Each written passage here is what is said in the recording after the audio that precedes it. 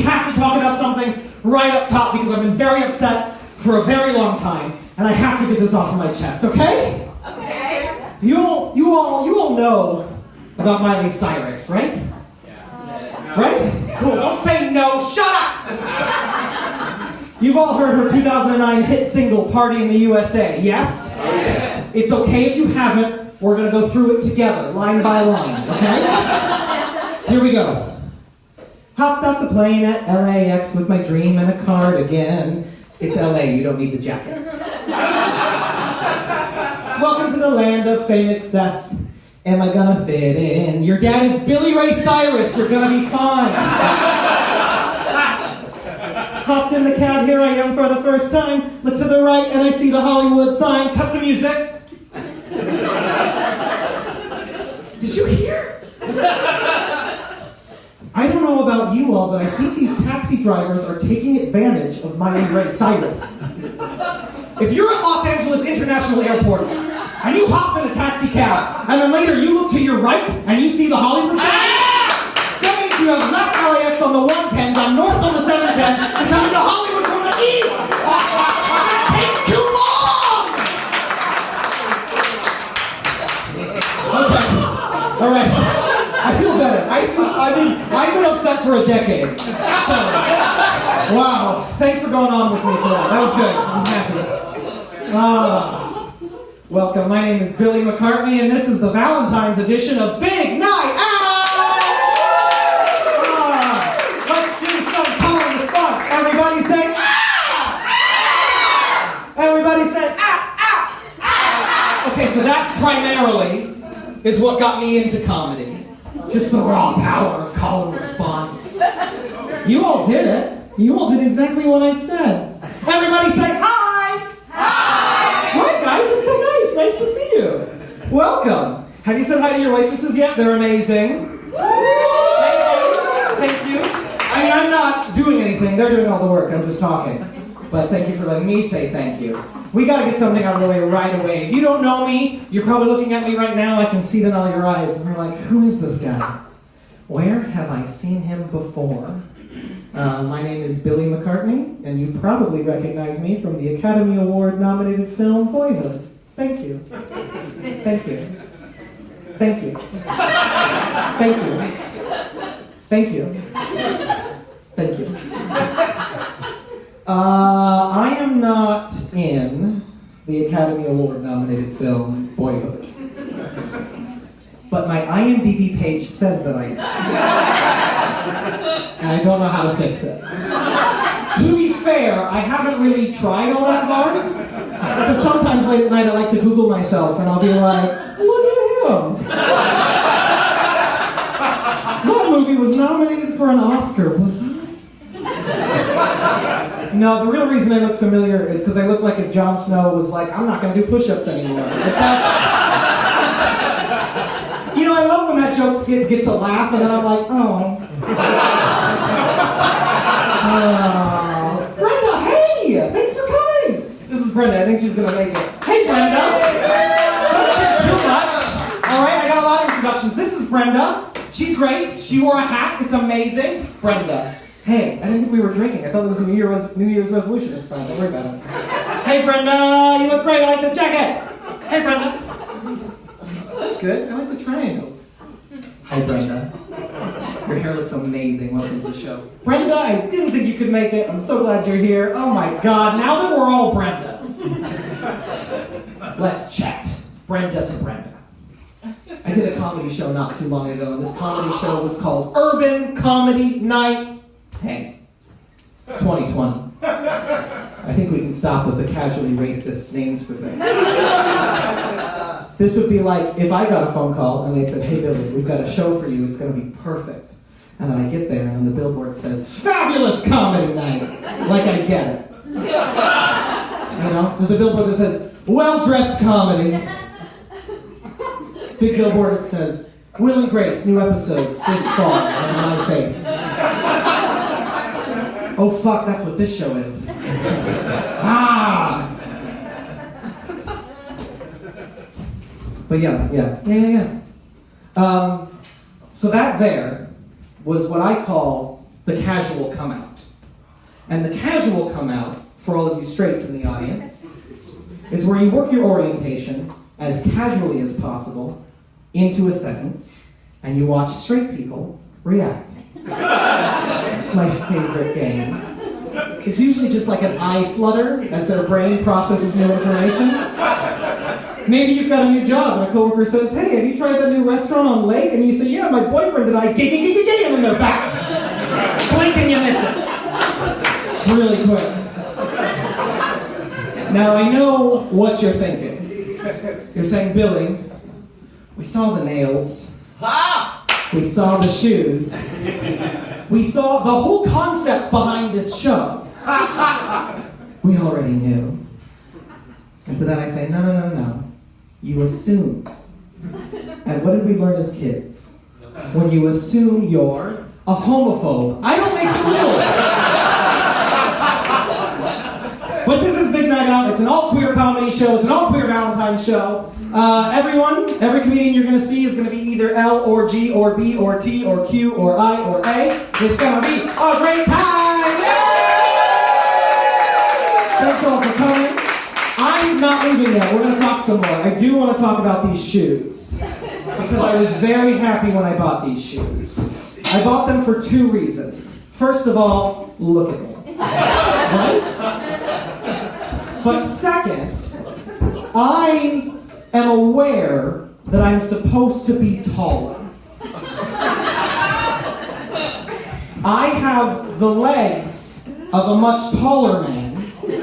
It's my torso that's the problem. And I know this because I am 5'8", but my boyfriend is 6'1". But when we stand face to face, our penises are at the same height. So like my legs are tall, it's the torso that's good news, in these shoes I can fuck his belly button. No one let me tell jokes ever again. It's a horrible joke. How about now we do some stupid jokes?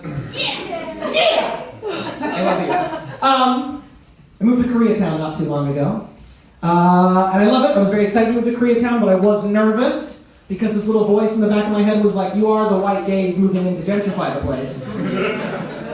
But after a month, someone smashed the window of my boyfriend's car and stole all the pennies from his cup holder, so I feel like we've been welcomed to the neighborhood. I grew up in Texas. No one wooed. Thank you. Yes, don't fucking clap. Caleb! Brenda. No, I grew up in Texas, and I went back to visit not too long ago, and my uncle was there, and he said, hey, while you're home, we should go hunting. And I said, ew, gross, why? And he said, because it makes you feel alive. Makes you feel like a man. I said, I know what a man feels like. Thank you. Stupid jokes. We made it to February. I'm so glad. Made it through the holidays. We also made it through the release of a new Star Wars film. I love Star Wars. I have loved Star Wars since I was an itty-bitty kid. And I was extra excited for this movie. Because I don't know if you heard, but before this Star Wars film came out, it was announced that this would be the first ever Star Wars film with LGBT representation. That's right! Gays in space! Oh, we did it! I was so excited. If you haven't seen this movie, allow me to describe the representation to you. Towards the end of the film, when all of the good guys are celebrating, and this is not a spoiler because like 5 different Star Wars movies end this way. When all of the good guys are celebrating, we see a bunch of little scenes of celebration. And in one of these scenes, there's a bunch of people celebrating, and then in the middle of them, 2 women embrace and kiss, and that's all of it. It is less than 2 seconds long. It's also important to point out that this is the 11th Star Wars film. So in 11 Star Wars films, we have less than 2 seconds.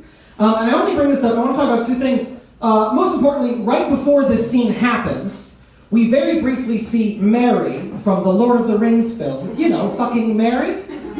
we see Mary lovingly embrace a giant yellow space squid. Space slug, it's important. And the camera lingers longer on this hug than all of the queer representation in all of Star Wars. But secondly, this scene is so short and so brief that it can and has been removed from the film from certain international audiences, so as not to offend countries full of bigots. Is that harsh? Whatever. Countries full of bigots. And I just want to say on this stage in front of you that if you can remove all of the gay people from your movie and it doesn't affect the plot, you have no gay representation in your movie. It just doesn't exist. That'd be like if you were driving home from work and your partner called and was like, hey, I'm making dinner. And you say, great. And then you get home and they hand you a photograph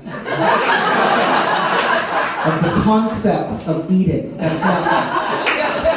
You have nothing. And Star Wars isn't the first to do this. J.K. Rowling did it pretty famously. I don't know if you know this, but Dumbledore is gay. And you wouldn't know this if you were a casual fan that's only read every book and seen every movie. And that's because he's not gay anywhere that matters. He's not gay in the text in a way that impacts the plot. It's just J.K. Rowling trying to get some gay brownie points, which she did, but now we're mad at her again. But also, like, in all of Star Wars, in all of Harry Potter, in all of it, the only gay character is the 120-year-old man who's always at the foot of Harry's bed when he wakes up from something traumatic. That guy? Fine. I only talk about this because queer representation is important. Kids need to see themselves represented outside of themselves. Otherwise, they're going to do what I did, which is just to pick a character from pop culture and make them gay in your mind. For example, Spock. Why? Because I said so. Fuck you. And then in the reboot, they made Zachary Quinto Spock because I said so. Double fuck you. Oh my god. Power Rangers? The Blue Ranger, Billy, obviously. Come on. But also, both of the original Black Rangers, and not just because I thought they were cute. If we're talking about the Teenage Mutant Ninja Turtles, it's all of them, and they love incest. I mean Donatello. Donatello's the gay one, because he wears purple, and his weapon's like a big stick. And he's sensitive, and Raphael also has a lot of internalized homophobia. Which is why he's kind of short with the other turtles. He's kind of mean. And also, Michelangelo's gay. He's like the big dumb gay jock that loves cock. And his nunchucks are like two penises attached on a string. And also Leonardo.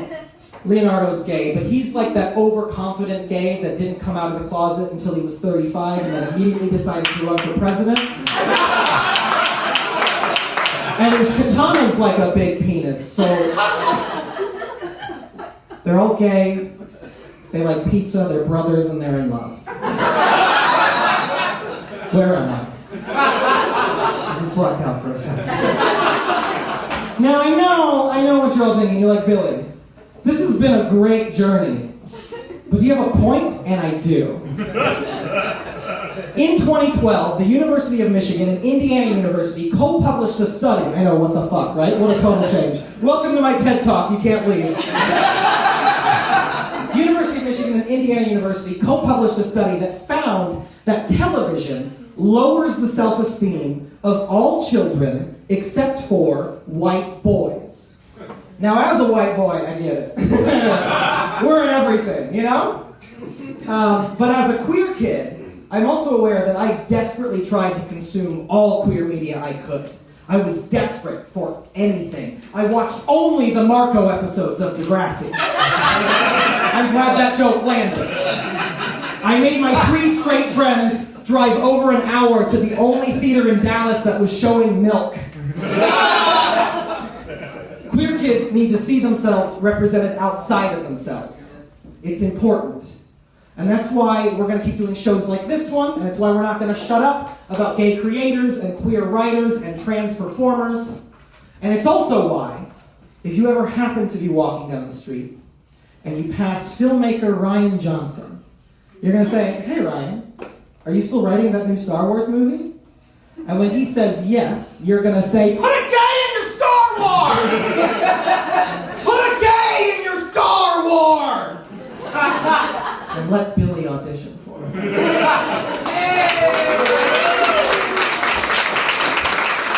That was nice! Soapbox!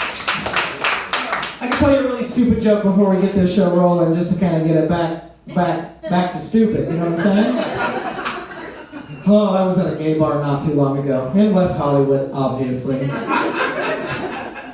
I went to the restroom, and I went to close the door, and I went to lock it, but someone had removed the lock.